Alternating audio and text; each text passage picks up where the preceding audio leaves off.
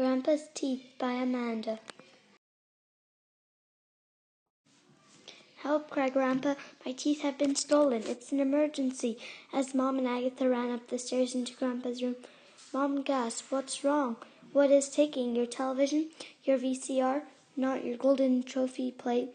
No, it's much more serious, Grandpa cried. My teeth have been stolen.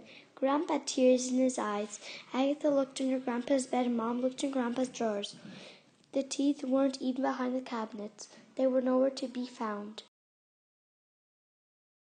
First, Mom called the police. Officer Rate looked grave. We've done a thorough search of the house and room. We haven't found any clues or teeth. Everyone was home by the time of the theft, so how the thief got in and out was a real mystery. Can you give us a description of the stolen articles? Officer Rate asked Miss Pertwhistle. Grandpa frowned, rubbed his chin, and looked at Officer Rate closely. Can you smile? Smile? Yes, a nice big smile. Officer Rate grinned sheepishly.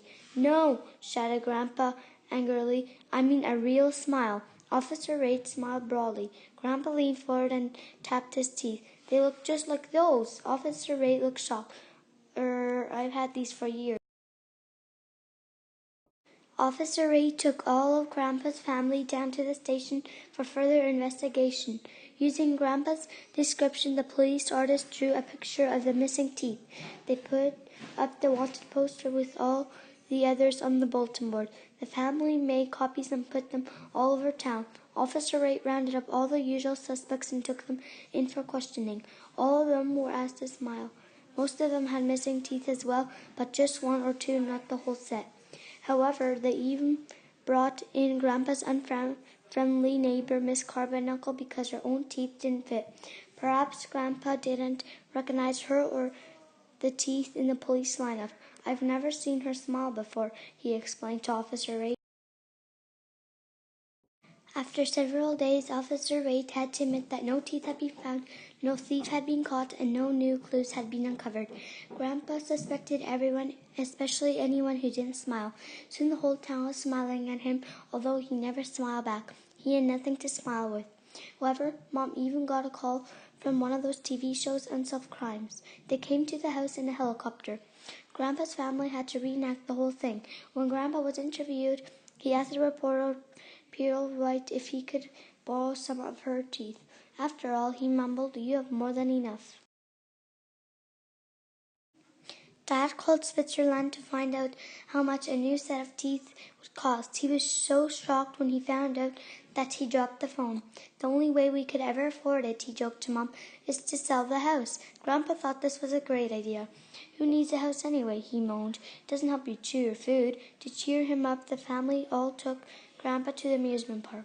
It was a disaster. He took one look at the front entrance and burst into tears. Everyone watched Unsolved Crimes, but no one called Officer Rate, and the crime remained unsolved. Some spare teeth were left in the mailbox, but none of them fit properly. People began locking their doors at night, imagining a teeth thief loose on the streets. No one knew who would be next, so fear gripped the town.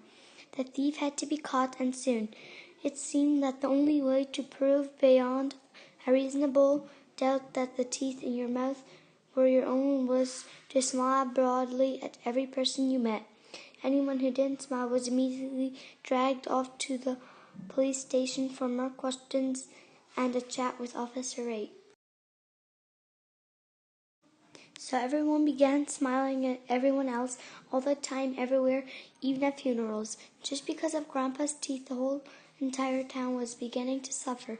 Tourists, seeing endless sea of smiling faces, were too scared to get out of their cars. After a while, they stopped coming altogether. Dad's calf, like the rest of the town, was losing business. The mayor called an emergency meeting.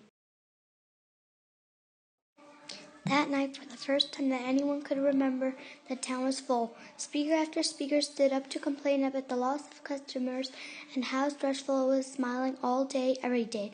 Pastor Butter summed up the situation. Pastor Butter explained, while I've always considered this a happy town, there are limits. No one wants to smile without a reason, and there aren't many reasons to smile in this town at the moment. It's time, I believe, to put a stop to it. The crowd cheered. Mr. Pertwhistle, Grandpa had one of the finest sets of teeth in the country, and he alone cannot afford to replace them. In fact, I alone cannot afford to replace them either, but if every one of us put in $1 in the collection plate tonight, we would have enough money to buy 2 new sets of teeth. Most people put in $1, others put in 2. At the presentation ceremony, Grandpa opened the package and revealed 2 sets of brand new teeth. "Why are they different sizes?" asked the mayor. "Oh, only one of them is for me," replied Grandpa, popping one of the sets into his mouth. "The other one is for Miss Carbuncle. Her teeth never fit properly, and she has such a pretty smile." Grandpa was very happy with his new teeth. So was Miss Carbuncle. They smiled all the time. In fact, they were so happy that Grandpa's old dog Gump smiled too, for the first time ever. The end.